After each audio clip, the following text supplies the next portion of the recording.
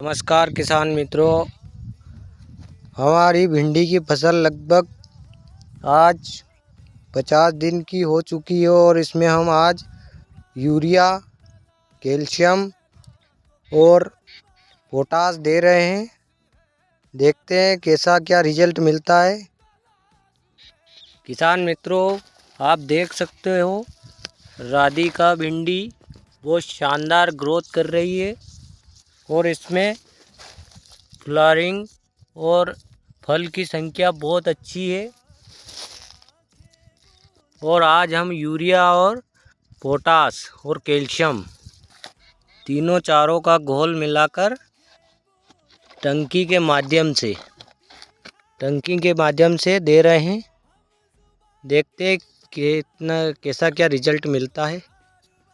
किसान साथियों, वीडियो की जानकारी अच्छी लगी तो वीडियो को लाइक, फॉलो और कमेंट करें। जय जवान, जय किसान।